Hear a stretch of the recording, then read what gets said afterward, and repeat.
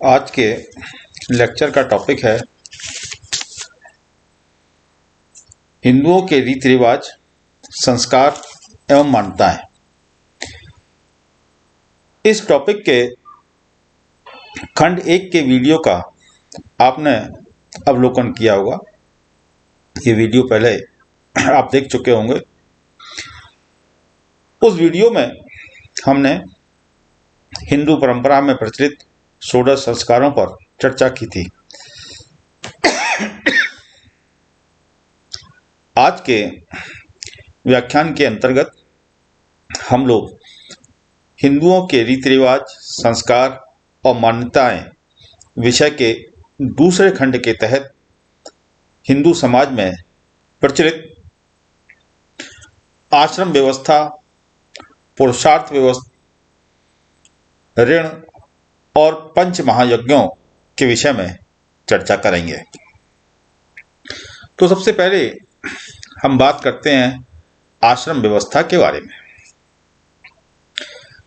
हिंदू समाज में आश्रम व्यवस्था का प्रादुर्भाव उत्तर वैदिक काल में हुआ था। हिंदू संस्कृति में आश्रम व्यवस्था जो थी वो मनुष्य के जीवन के सामाजिक प्रशिक्षण से संबद्ध है। मनुष्यों को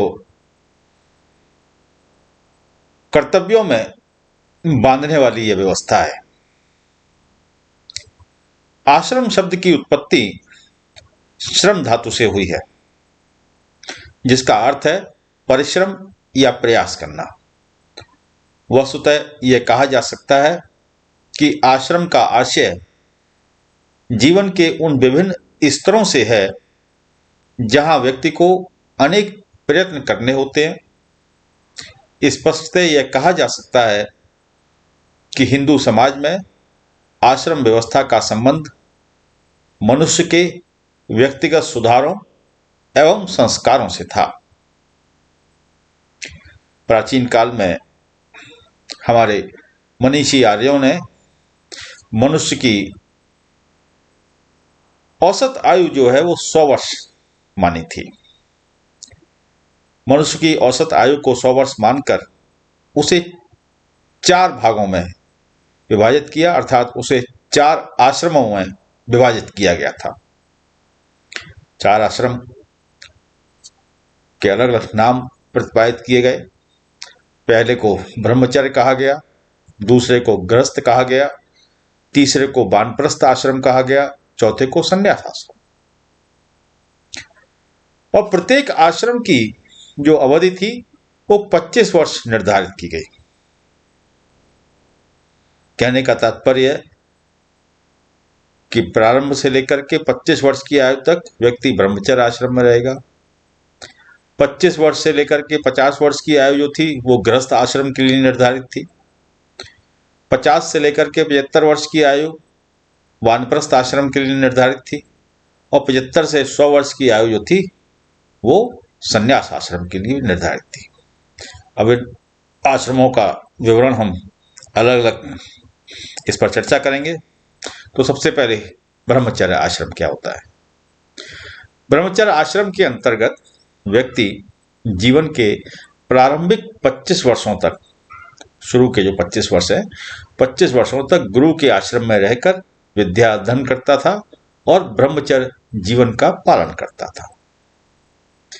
दूसरा आश्रम है गृहस्थ आश्रम। ब्रह्मचर्य आश्रम के पश्चात अगले 25 वर्ष अर्थात 25 साल से लेकर के 50 साल की आयु तक व्यक्ति जो था वो गृहस्थ जीवन व्यतीत करता था। गृहस्थ आश्रम में व्यक्ति का प्रवेश जो है वो विवाह संस्कार के पश्चात ही होता था। गृहस्थ आश्रम में व्यक्ति को विभिन्न संस्कारों का अनुष्ठान करना होता था जो जन्म से लेकर मृत्यु तक चलते थे। इन संस्कारों के बारे में हम लोगों ने पिछले वीडियो के अंदर चर्चा की थी। खंड 1 के अंतर्गत व्यक्ति के द्वारा इस आश्रम के अंतर्गत अर्थात गृहस्थ आश्रम के अंतर्गत 2 प्रमुख कर्तव्य जिसमें पुरुषार्थ और ऋणों का पालन करना पड़ता था।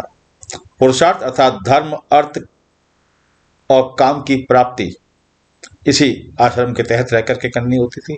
और दूसरा थे ऋण, ऋणों से उऋण होना होता था। ऋण भी 3 प्रकार के हमारे यहाँ बताए गए हैं हमारे धर्मशास्त्रों में। देव ऋण, ऋषि ऋण, पितृ ऋण, इनसे मुक्त होना होता था। यह सभी कुछ गृहस्थ आश्रम में रहकर के व्यक्ति जो है 25 वर्ष की आयु से लेकर के 50 वर्ष की आयु के मध्य में करता था। तीसरा आश्रम था वानप्रस्थ आश्रम। गृहस्थ आश्रम के बाद अगले 25 वर्ष अर्थात 50 वर्ष की आयु से लेकर के 75 वर्ष की आयु तक व्यक्ति जो है वानप्रस्थ आश्रम में रहता था, जिसमें व्यक्ति गृहस्थी से स्वयं को अलग कर त्याग और तपस्या में जीवन व्यतीत करता था। इसके बाद चौथा आश्रम, जिसको संन्यास आश्रम का नाम दिया गया। वानप्रस्थ आश्रम के बाद अगले 25 वर्ष जो थे अर्थात 75 वर्ष की आयु से लेकर के 100 वर्ष की आयु में व्यक्ति सन्यासी जीवन व्यतीत करता था तथा ब्रह्म चिंतन करते हुए मोक्ष की तैयारी करता था। तो इस प्रकार से मनुष्य के आंतरिक सुधारों से संबंधित यह आंतरिक व्यवस्था, यह आश्रम व्यवस्था हमारे धर्मशास्त्रों में ऋषि मुनियों के द्वारा प्रतिपादित की गई थी, जिसका हिंदू समाज के अंदर प्रचलन था। अब बात करते हैं हम लोग पुरुषार्थ के बारे में। हमने आपको बताया गृहस्थ आश्रम के बारे में जब चर्चा कर रहे थे तब पुरुषार्थ प्राप्ति भी एक उद्देश्य हुआ करता था, गृहस्थ आश्रम में करनी पड़ती थी। उसी पुरुषार्थ के बारे में आप चर्चा कर रहे हैं। हिंदू संस्कृति में मनुष्य के लिए पुरुषार्थ प्राप्ति का विशेष महत्व बतलाया गया है। पुरुषार्थ शब्द जो है वो 2 शब्दों से मिलकर के बना है, पुरुष और अर्थ। पुरुष का अर्थ है विवेकशील प्राणी, पुरुष का मतलब है विवेकशील प्राणी, और अर्थ का तात्पर्य है लक्ष्य से। अब इसलिए पुरुषार्थ शब्द का अर्थ है विवेकशील प्राणी का लक्ष्य, विवेकशील प्राणी का लक्ष्य। हमारे मनीषी ऋषियों ने मनुष्य तथा समाज की उन्नति के लिए जिन आदर्शों का विधान प्रस्तुत किया है उन्हें पुरुषार्थ की संज्ञा दी गई है, उन्हें पुरुषार्थ के नाम से जाना जाता है। मनुष्य जीवन के जो लक्ष्य हैं वो मुख्यतः 4 माने गए हैं। यही चारों लक्ष्य जो है पुरुषार्थ हैं। क्या लक्ष्य हैं? धर्म, अर्थ, काम और मोक्ष, ये लक्ष्य हैं। इनको पुरुषार्थ की संज्ञा दी गई है। इनका बारे में हम अलग अलग बिंदुओं पर इस पर चर्चा करेंगे। सबसे पहले बात करते हैं धर्म की। पुरुषार्थ में धर्म का अत्यधिक महत्व है, जिसे हिंदू जीवन दर्शन में सर्वाधिक महत्व प्रदान किया गया है। धर्म से तात्पर्य आचरण की उस संहिता से है जिसके माध्यम से मनुष्य नियमित होता हुआ विकास करता है। इसलिए धर्म कोई उपासना पद्धति ना होकर के एक विराट और विलक्षण जीवन पद्धति है। बात समझ आई आपको? धर्म कोई उपासना पद्धति नहीं है, बल्कि धर्म मनुष्य के लिए एक विलक्षण जीवन पद्धति है। धर्म जो है वो सभी प्राणियों की रक्षा करता है। धर्म का आधार नैतिक नियम एवं सदाचरण है। इस पुरुषार्थ का पालन जो है ब्रह्मचर्य, गृहस्थ, वानप्रस्थ सभी आश्रमों में किया जाता है। अब पुरुषार्थों में दूसरा है अर्थ। हिंदू परंपरा में अर्थ जो है उसका अर्थ एक व्यापक शब्द है। जिसका तात्पर्य उन सभी आवश्यकताओं और साधनों से है जिनके माध्यम से मनुष्य भौतिक सुखों, ख्याति, धन और शक्ति आदि को प्राप्त करता है। धनार्जन, धन की प्राप्ति मनुष्य जीवन के लिए आवश्यक है, परंतु मनुष्य को धर्माचरण पूर्वक धन का अर्जन करना चाहिए, क्योंकि अधर्म से अर्जित किया गया धन अनिष्ट है, अनर्थ है। कहने का तात्पर्य है धनार्जन एक आवश्यकता है व्यक्ति की, और धनार्जन जो है वो धर्माचरण पूर्वक किया जाना चाहिए, धर्म के आचरण के अनुसार किया जाना चाहिए, क्योंकि अधर्म से किया गया धन जो है वो अनिष्ट मतलब करता है, उससे अनर्थ होता है। अब बात करते हैं तीसरे पुरुषार्थ की, काम। व्यापक अर्थ में काम शब्द का तात्पर्य मनुष्य की सहज इच्छाओं और प्रवृत्तियों से है। हिंदू शास्त्रकारों के अनुसार धर्म संगत काम का आचरण ही समाज की उन्नति कर सकता है। धर्म संगत काम का आचरण ही समाज की उन्नति कर सकता है। काम का निरंकुश आचरण न केवल मनुष्य के विकास को अवरुद्ध करता है, अपितु उसके पतन का मार्ग भी प्रशस्त करता है। कहने का तात्पर्य यह है कि जो मनुष्य की सहज इच्छाएं हैं, प्रवृत्तियां हैं, उनमें धर्म संगत आचरण जो है वही किया जाना चाहिए व्यक्ति के द्वारा। अगर धर्म संगत काम जो है वो किया जाएगा तो समाज की उन्नति के लिए बेहतर होगा। चौथा पुरुषार्थ है मोक्ष।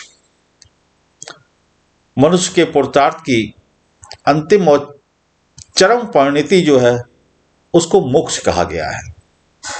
मोक्ष का अर्थ है पुनर्जन्म अथवा आवागमन के चक्र से मुक्ति प्राप्त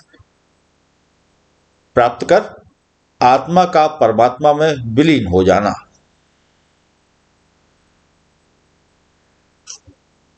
पुनर्जन्म और आवागमन के चक्र से मुक्ति प्राप्त करके आत्मा का परमात्मा में विलीन हो जाना, ये मोक्ष का अर्थ है। मोक्ष प्राप्ति के हमारे हिंदू विधान में 3 प्रमुख साधन बतलाए गए हैं। क्या क्या है वो? कर्म, ज्ञान और भक्ति। कर्म का सिद्धांत, ज्ञान का सिद्धांत और भक्ति का सिद्धांत मोक्ष प्राप्ति के 3 प्रमुख साधन हैं। मोक्ष प्राप्ति ही मनुष्य के लिए हिंदू जीवन दर्शन का चरम लक्ष्य है। मोक्ष को प्राप्त करना हर व्यक्ति के लिए आवश्यक बतलाया गया है, अंतिम लक्ष्य बतलाया गया है। तो ये तो बात हुई पुरुषार्थों की। अब बात करते हैं ऋण के बारे में। हमारे हिंदू परंपरा में 3 प्रकार के ऋण होते हैं और प्रत्येक मनुष्य इन ऋणों से घिरा हुआ होता है। कौन कौन से ऋण होते हैं? देव ऋण, ऋषि ऋण और पितृ ऋण। इन तीनों ऋणों से मुक्त होना मनुष्य का कर्तव्य माना गया है। मनुस्मृति में स्पष्ट रूप से कहा गया है कि जो मनुष्य तीनों ऋणों से मुक्ति प्राप्त किए बिना मोक्ष की कामना करता है तो वह नरक का अधिकारी होता है। यह बात मनुस्मृति में कही गई है। जब विवाह संस्कार हमारा संपादित होता है, विवाह संस्कार के पश्चात जब मनुष्य गृहस्थ आश्रम में प्रवेश करता है, तब उसे इन तीनों ऋणों से मुक्त होना पड़ता है। कौन कौन से ऋण है? देव ऋण, ऋषि ऋण और पितृ ऋण। एक एक करके बात करेंगे कैसे इनसे मुक्त हुआ जाता है। सबसे पहले बात करते हैं देव ऋण के बारे में। मनुष्य धार्मिक अनुष्ठान एवं यज्ञ आदि संपादित करके देव ऋण से मुक्त होता है। ठीक है। अगला ऋण है ऋषि ऋण।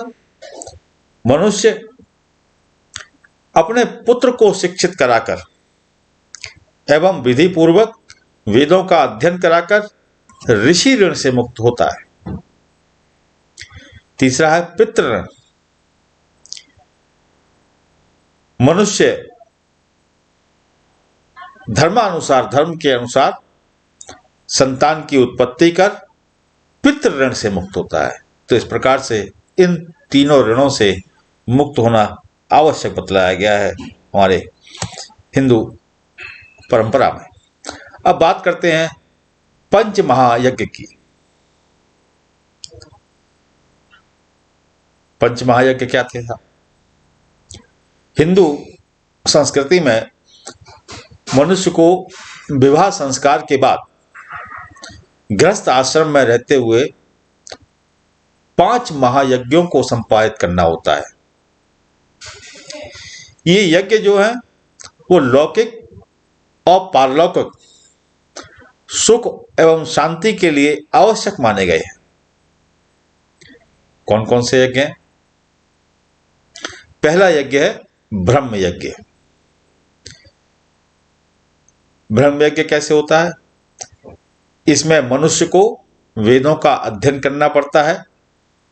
मनुष्य इस यज्ञ के माध्यम से मनीषी ऋषियों के प्रति अपनी कृतज्ञता ज्ञापित करता है। यह ब्रह्म यज्ञ होता है। दूसरा है पितृयज्ञ। यह यज्ञ जो है वो मृत पितरों की शांति के लिए किया जाता है। इसमें पितरों के लिए तर्पण और श्राद्ध आदि किए जाते हैं। तीसरा यज्ञ कहलाता है देव यज्ञ। इसके अंतर्गत देवताओं का पूजन, हवन, हवन की अग्नि में घी आदि पदार्थों की आहुति देकर के किया जाता है। ऐसा विश्वास किया जाता है कि अग्नि में जिन पदार्थों की आहुति दी जाती है उसे देवगण स्वयं उपस्थित होकर के ग्रहण करते हैं। इसको हम लोग देव यज्ञ कहते हैं। अगला होता है भूत यज्ञ। भूत यज्ञ के अंतर्गत समस्त प्राणियों को बलि प्रदान की जाती है। बलि का मतलब यहां पर कुछ अलग है, बताता हूं आपको। बलि का मतलब से बताऊंगा आपको। भूत यज्ञ के अंतर्गत समस्त प्राणियों को बलि प्रदान की जाती है। यह भोजन से पहले संपन्न होता है। भोजन से पूर्व भोजन का कुछ भाग, यही भाग जो है वो बलि कहलाता है, कुछ भाग अग्नि में डालकर सभी दिशाओं में रख दिया जाता है ताकि सभी प्राणी उसे ग्रहण कर सकें। इसको भूत यज्ञ कहा जाता है। 5वां होता है मनुष्य यज्ञ या नर यज्ञ भी बोला जाता है।